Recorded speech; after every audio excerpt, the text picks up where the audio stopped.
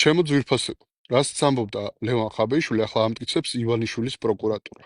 კი, ივანიშვილმა საერთაშორისო სანქციების გამო დაკარგული ფულის ამოღება დაავალა კობახიძეს, დინარაძეს და ოხანაშვილს.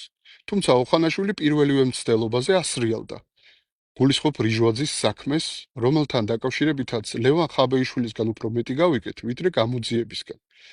ლევან ხაბეიშვილმა მათ შორის დაასახელა 600 მილიონი, რომელსაც თხოვდნენ ღარიბაშვილს. ლაპარაკი იყო ასევე ლილუაშვილზე და გომელაურზე. და მდინარაძემ, როგორც სუსის უფროსმა პირველი ნაბიჯი რაც გადადგა, იყო ის, რომ ლევან ხაბეიშვილი პოლიტიკური განცხადების გამო გაუშვა ციხეში. რომ ხაბეიშვილმა არ მოუყვეს საზოგადოებას ის დადასტურებული ინფორმაცია კორუფციის ჭაობსა და დაპირისპირებაზე, რომელიც ქართულ ოცნებაში არის. კი, მეგობრებო, ივანიშვილის გუნდი ჩამოშლილია, ივანიშვილის გუნდში უდიდესი დაპირისპირებაა და ახლა დადგა დრო ქართულმა საზოგადოებამ ამოიღოს ხმა.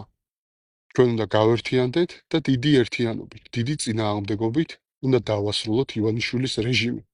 ეხლა არის პოლიტიკური მომენტუმი, ისინი არიან გახლეჩილები, დაპირისპირებულები და ამიტომ ქართულმა საზოგადოებამ ივანიშვილს უნდა გამოუტანოს განაჩენი. ეს ჩვენ შეგვიძლია. გავტეხოთ შიში, გავტეხოთ უიმედობა და მათ შორის პასუხი გავცეთ პროლად გადაქცეულ ზოგიერთ ექსპერტს, რომლებიც უკადრებელს კადრულობენ ხაბეიშვილზე და ზოგადად პროცესზე. ამიტომ მეგობრებო, ყველაფერი გამოკრისტალდა, ახლა ჩვენი დრო დადგა და პასუხი გავცეთ ერთად ივანიშვილს 4 ოქტომბერს. გელოდებით ხუჯვრიანი დროშებით.